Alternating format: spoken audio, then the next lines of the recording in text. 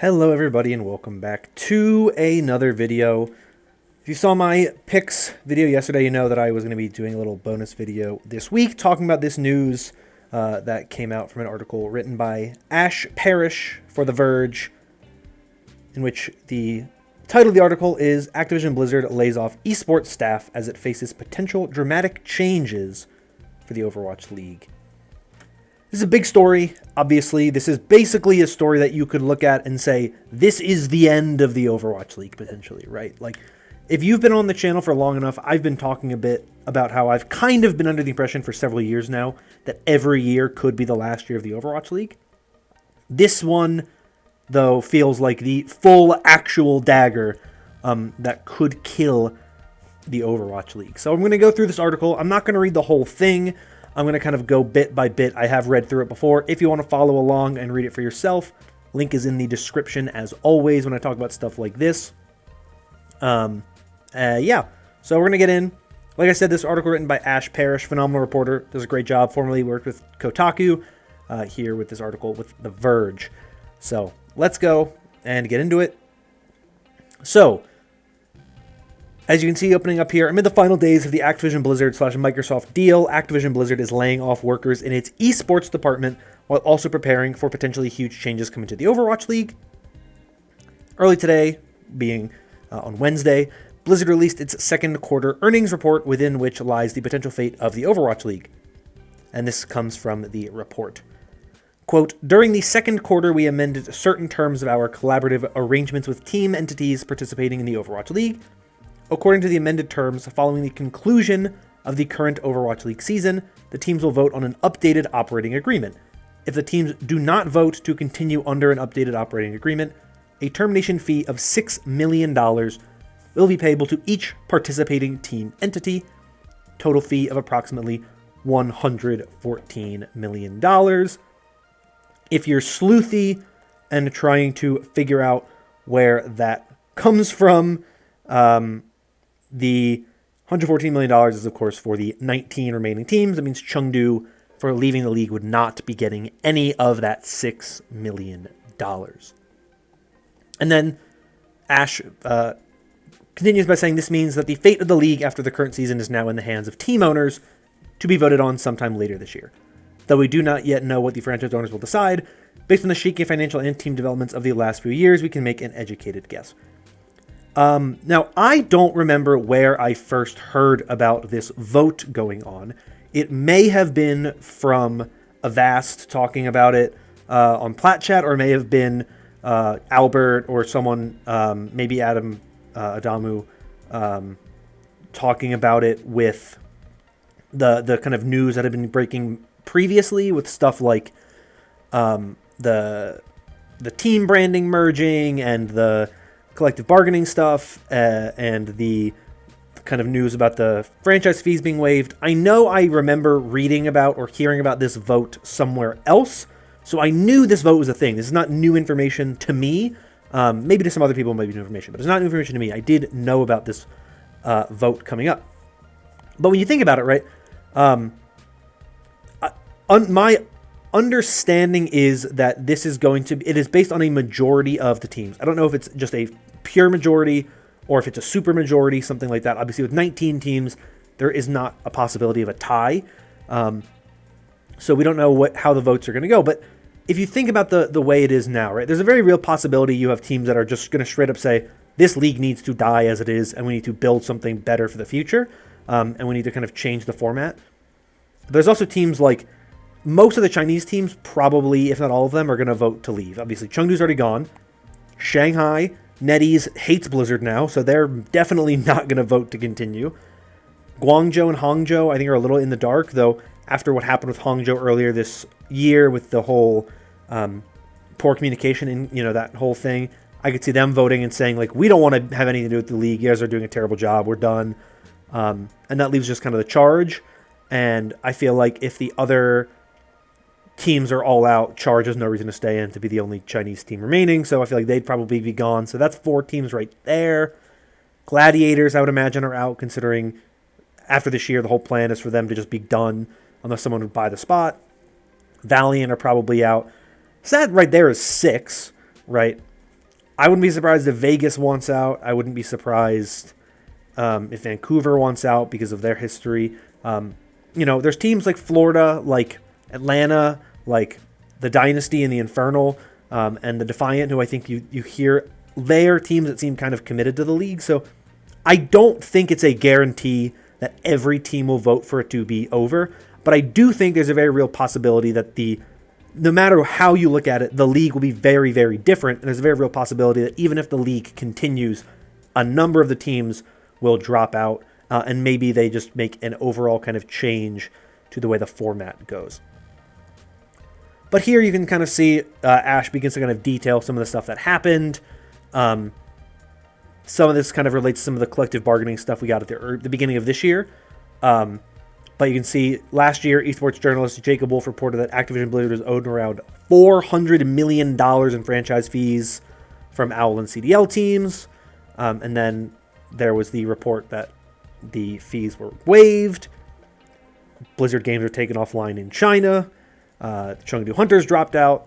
So there's a lot of stuff that has happened in general that has really just kind of had an impact. And some of that is not just on the hands of the Overwatch League and the Overwatch dev team. Some of that is the greater kind of Activision-Blizzard climate.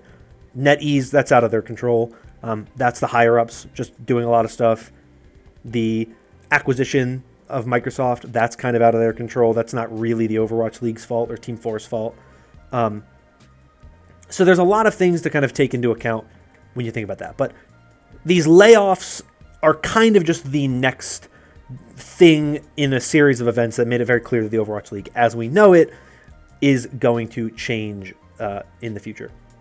Now, it is important to note, and this is something here that is talked about in this article, however, though it is likely that the Overwatch League will cease to exist as we know it, that doesn't necessarily mean it'll simply cease to exist, period.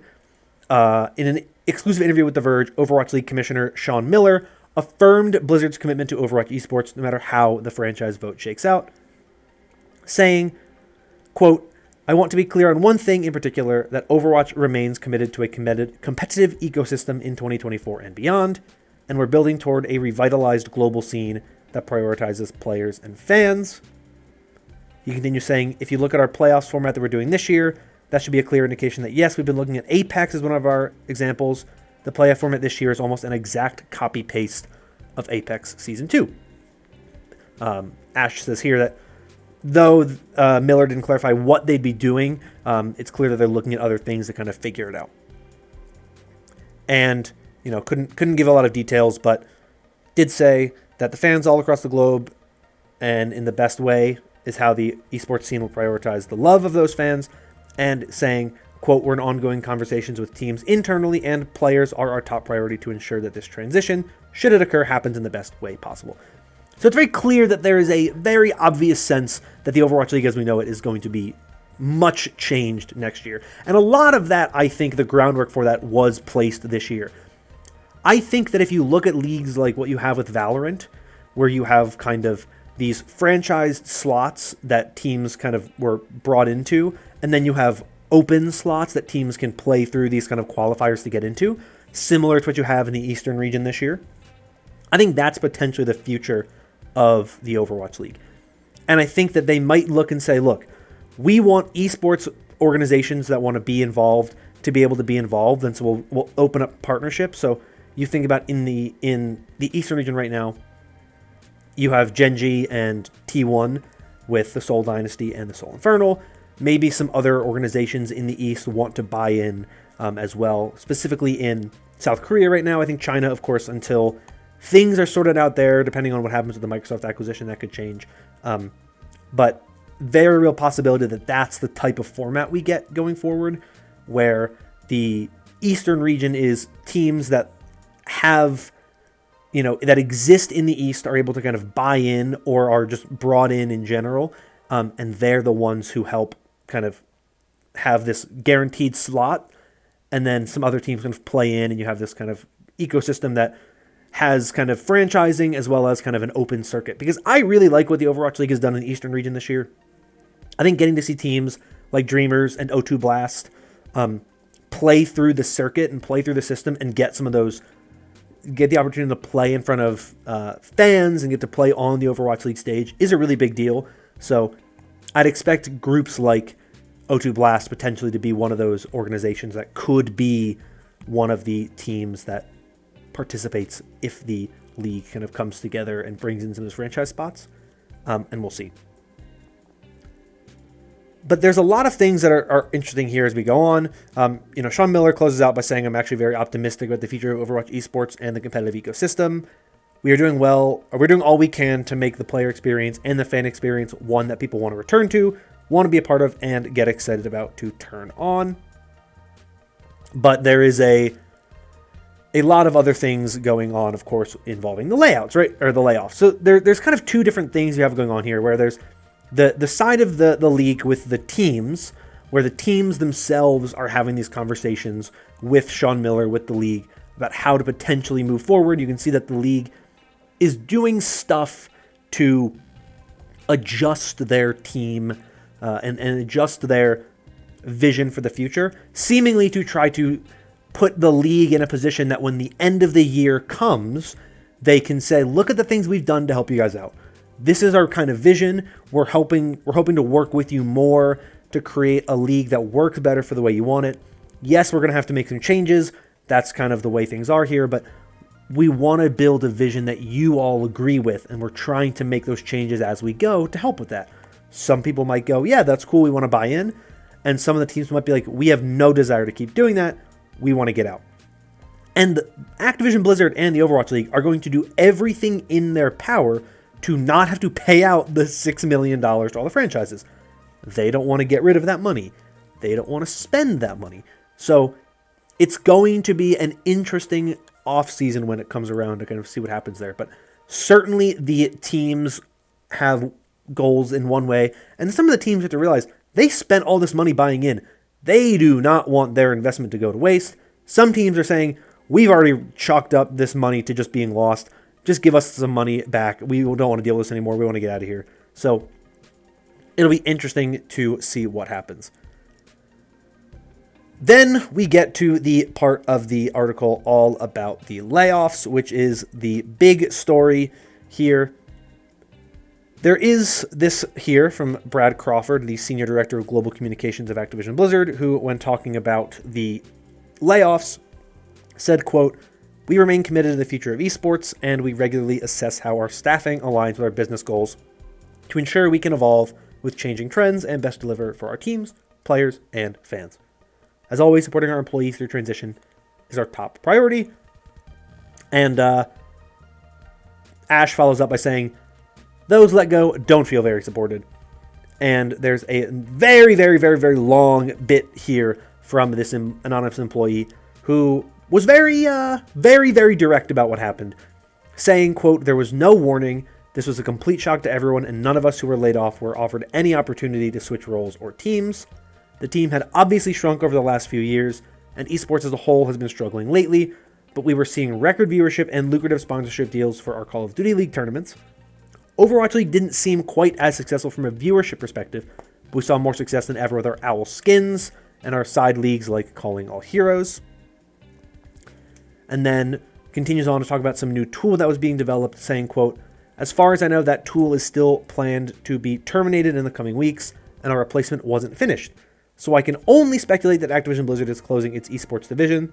They may be able to keep a skeleton crew on to close out the Overwatch League and the World Series of Warzone seasons in the next few months, but in my eyes, they are completely unequipped to internally support anything esports after that." And then they close out the quotes by saying, "I can't really fathom what the benefit is to lay people off when your company is posting record profits and your stock price is quite literally capping out with a looming acquisition. This move isn't helping the shareholders, it's not helping the business, and it's not helping the remaining employees." So it's a very, very, very big article. Lots of stuff here. Like I said, read it if you want the full kind of context, everything here.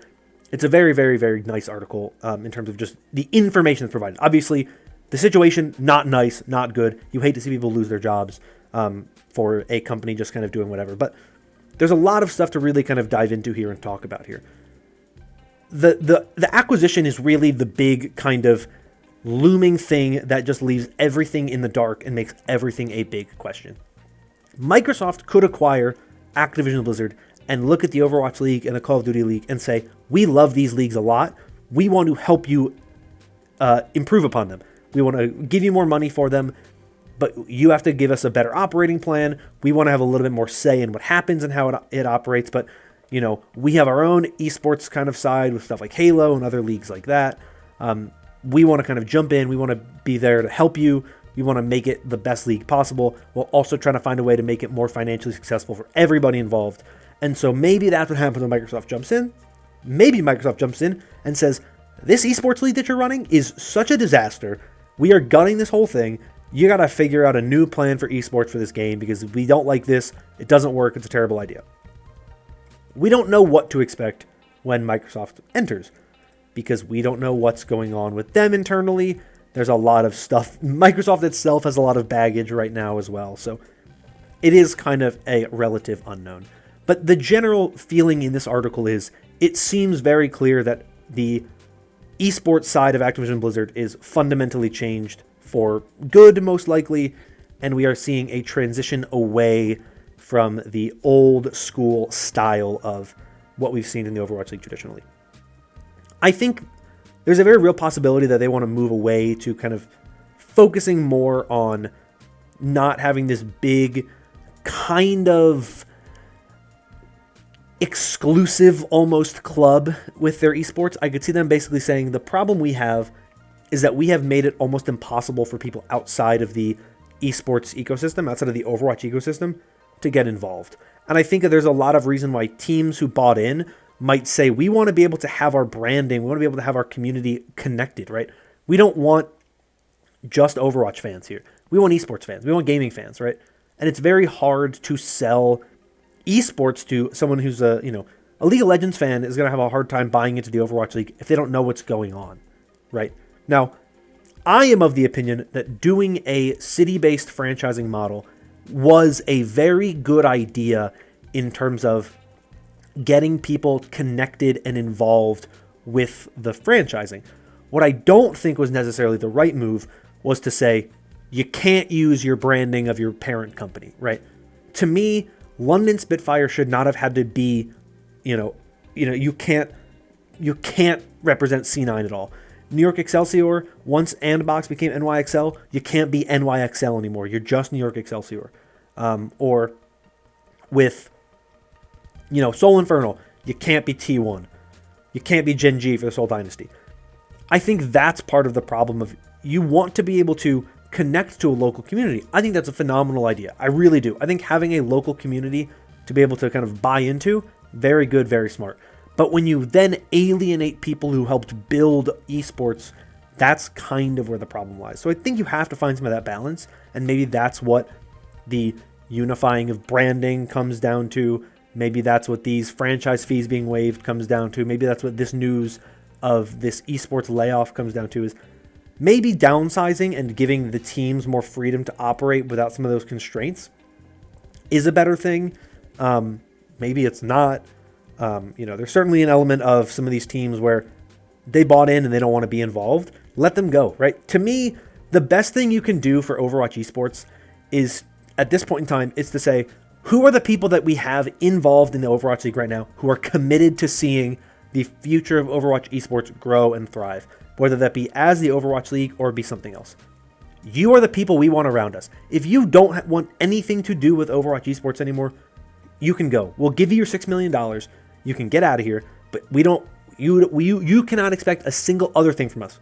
You can't buy in again. You leave, you're done, right? You take that money, no more working with you. You're out of here. We don't work with you in the future. If you stay in, here's what we're going to do to help. We're going to try to build up this financial kind of budget that works for the league. You guys are going to be our partners. You guys are going to be the ones who are in on the ground floor. We're going to build it alongside of you. We're going to help each other kind of create the league that we want to see, create a future of Overwatch Esports that works for all of us and that benefits the people who bought in originally, right? You guys are our early adopters.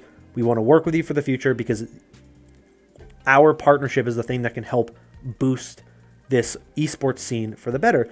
And we want to be able to give you guys the ability to operate with more freedom to participate in other events, to be able to run other events that aren't super, super limited, and also give you guys the freedom to brand yourselves how you want. Because that's always been one of the problems with the Overwatch League, is that they've been very restrictive.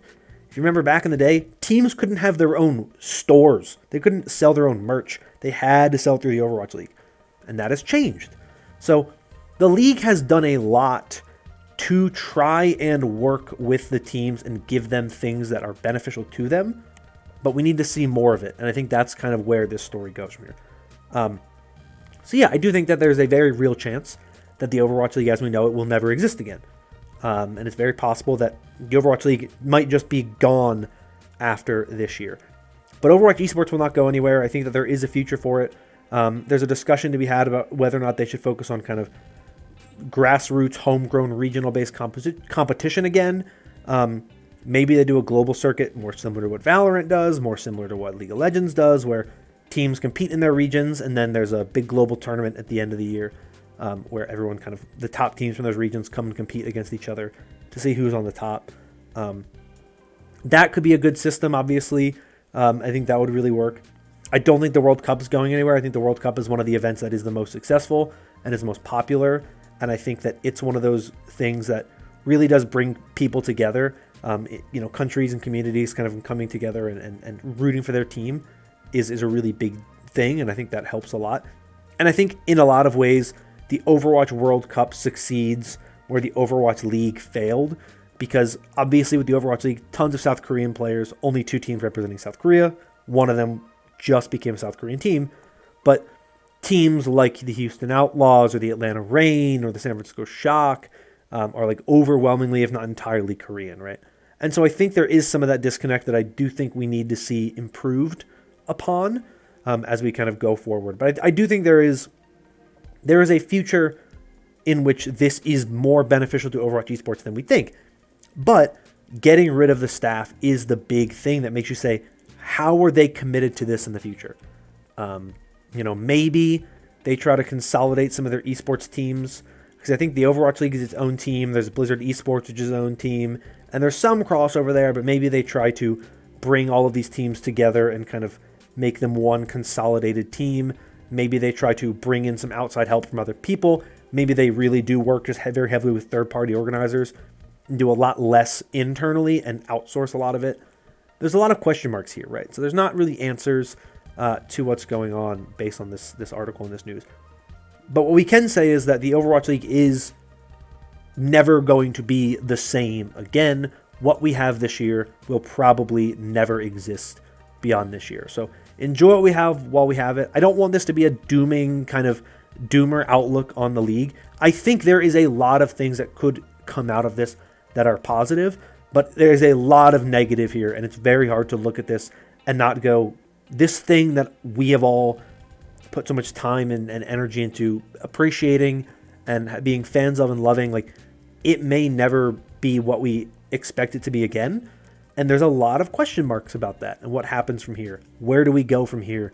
If the Overwatch League dies, is the damage that the Overwatch League did irreparable damage? Will Overwatch Esports die? Or can we look around and say the success of things like Calling All Heroes in the World Cup proves that Overwatch Esports are alive and well? It's just that we need to transition to a different format with the league and with the big esports events. It's tough to say for sure. So I think this is a very fascinating and interesting situation to be in. There's a lot of things to really look at and think about and break down. And so I want to hear from you all in the comments, your thoughts on this story, this situation. Are you looking at this in a very negative outlook? Do you think that this needs to happen? What is your takeaway? What is your stance? I'd love to hear from you in the comments down below. And like I've said now several times in this video, please read this whole article on your own. I tried to just focus on the stuff that I found the most interesting and then kind of the bigger stuff, but there is information in here that I didn't touch on that I think you should all look at if you have not read the article for yourselves yet. But that's going to be all for me for today. If you want more content like this in the future, I think you're kind of, that's kind of weird if you want more content about the Overwatch League potentially dying in the future. But if you do, I don't know, maybe like and subscribe for more content like that. But definitely more content about Overwatch and the Overwatch esports scene as it continues to grow and change over time. That's going to be all for me for today. I hope you're all staying safe and staying healthy. And until next time, bye-bye.